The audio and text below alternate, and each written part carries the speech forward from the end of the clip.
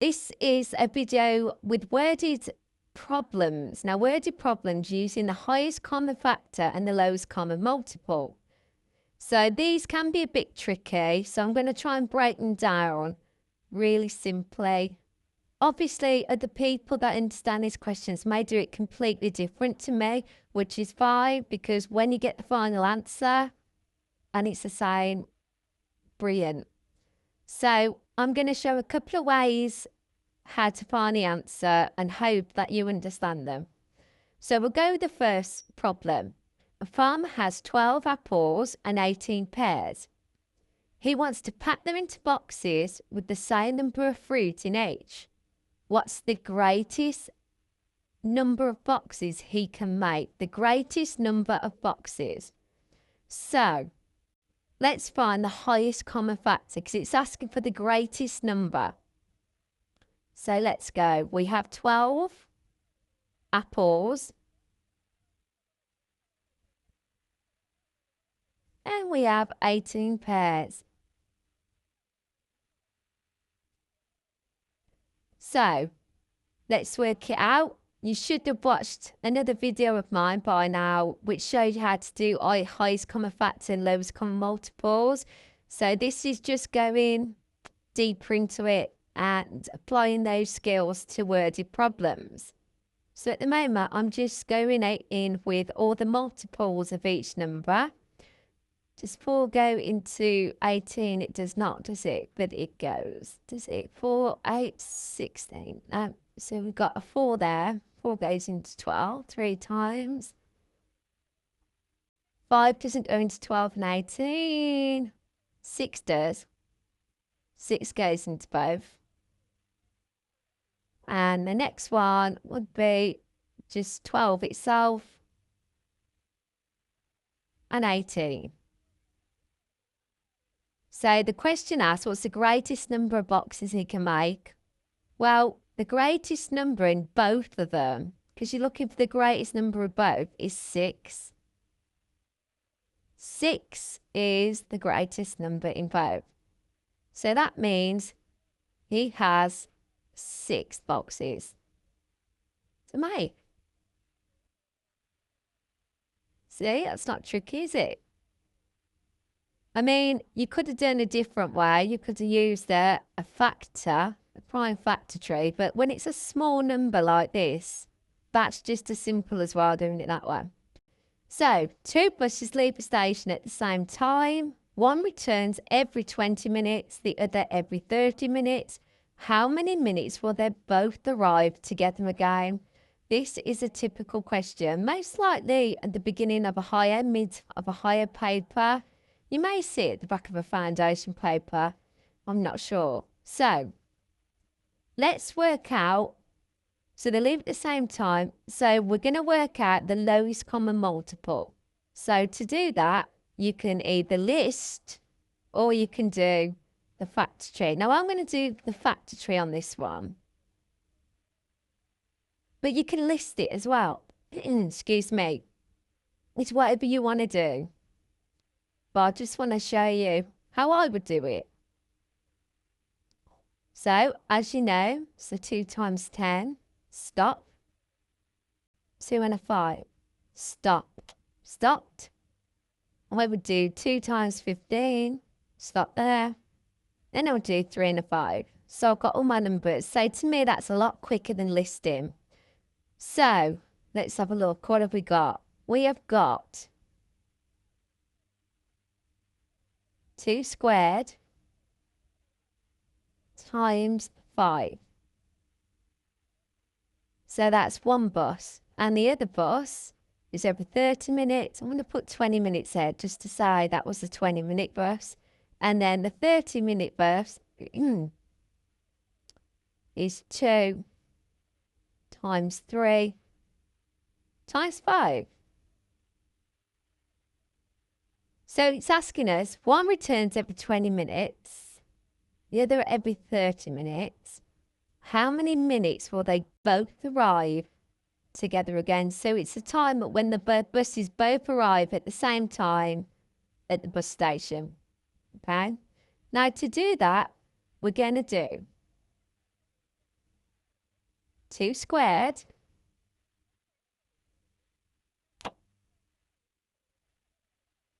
And what's the other common number? 3. And another common number is 5. So you don't need to write 5 or 5. Just write 5 because it's just shown once, okay? So what we've got is the highest one there. We don't need the 2. So you only need 1 of each, okay?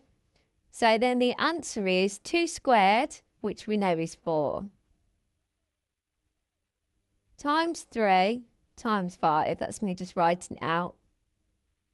So we've now got 12 times 5 equals 60. And that's going to be 60 minutes.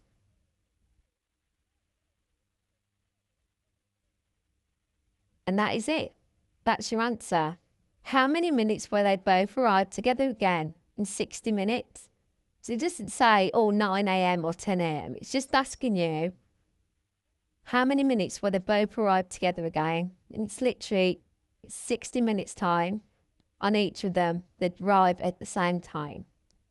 So that's how I do it. When I use a prime factor tree, I just find it a lot quicker. But I know people like to list numbers, so it's entirely up to you what you want to do.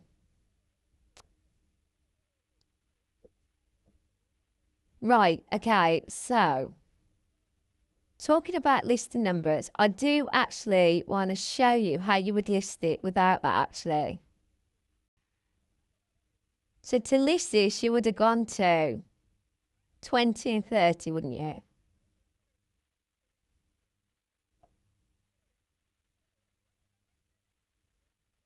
No, I would have just gone in tens on this one anyway. It would, well, it will be when it'd be 20.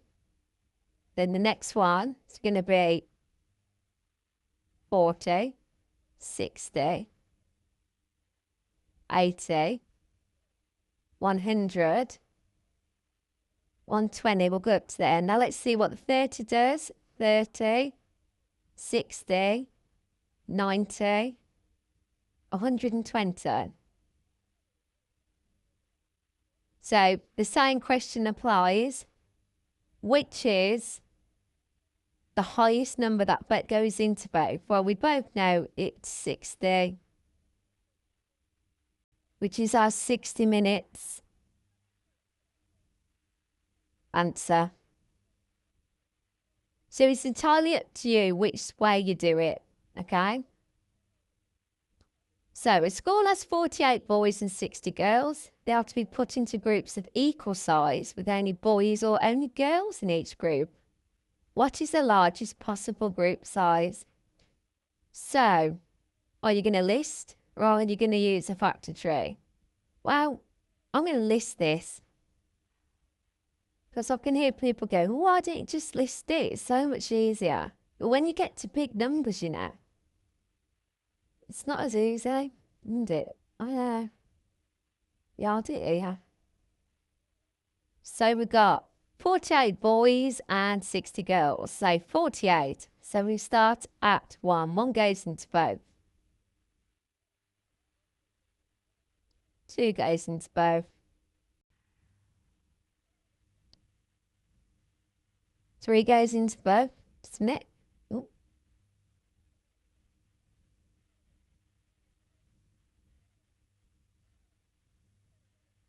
4.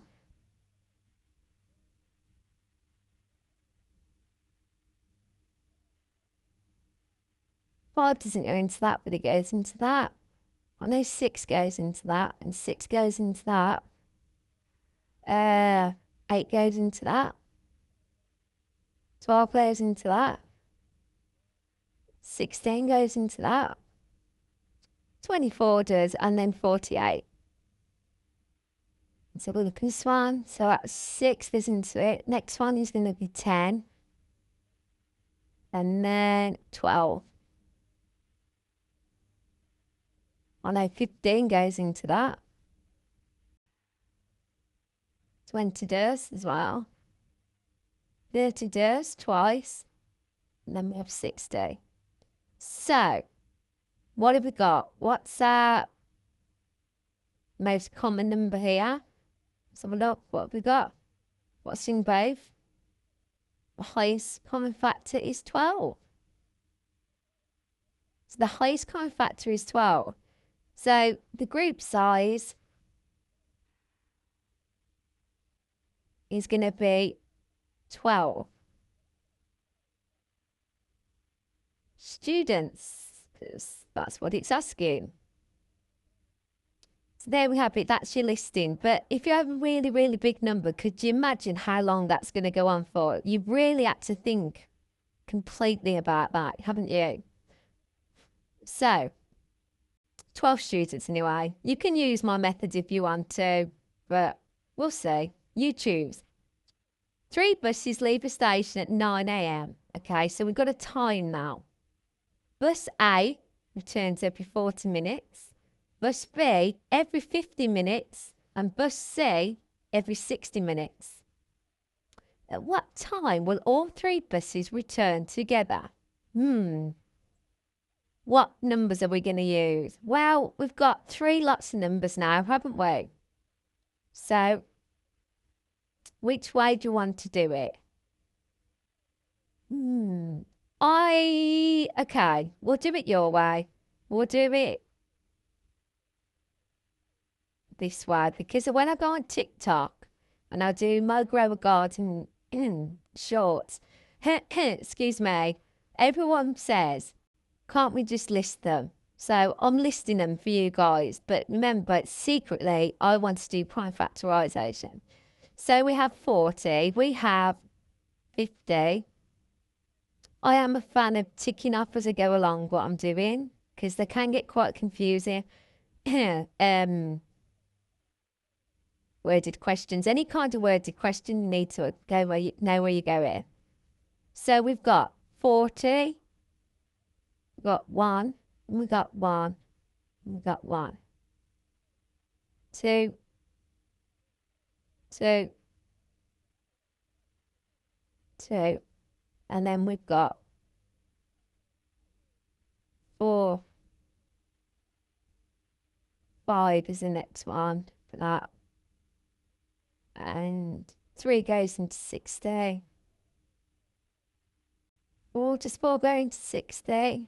4 into 6 go 1, cut with the 2, 4 into 6. So 4 goes in. And we know 5 goes in. And we know 6 goes in actually. So 40, we know 5 goes in. 6 doesn't go in. 7 doesn't go in. 8 goes in. Because 8 times 5 is 40. 50, let's carry on with this. 6 doesn't go in. 7 doesn't go in. 8 doesn't go in. 9 doesn't go in. 10 does. 11, 12, 13, 14. No, the next one I think that goes into this is 25. And then 50. There you go. I believe I'm right. Correct me if I am wrong. So 1, 2, 4, 5, 8. 9 doesn't go in. 10 does. 10. 11 doesn't. There's no 12. 13. 14. 15. 20 does. And 40. I believe that's right. And we've got 6. 7 doesn't. 8 doesn't. No, 9 doesn't. 10 does. 10. 11 doesn't. 12 does as well. 12 times 5 is 60. 13, prime, 14. 15. 15 does as well. 15 does. 15. 20 does. 3 times. 30 does. And then 60. So that's not too bad, is it? So let's have a look what we got. So we have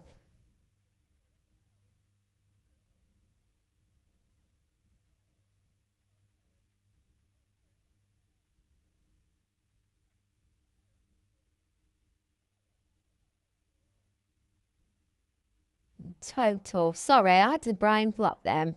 So what we've got the same the same in all of them is it's 10, isn't it? Do you agree with me?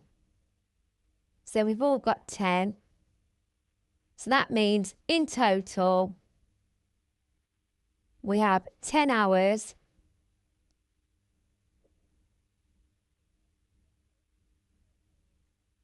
plus, what time did we leave? We left at 9 a.m. So in total, it's 7 p.m, isn't it? So it was 10 hours in total. So 9, 10, 11, 12, 1, 2, 3, 4, 5, 6, 7 p.m. So there you have it. 7 p.m. they all arrived. Hope you understand that, and I hope that's helped, because that is quite a tricky question. So I wanted to try and go through it with you.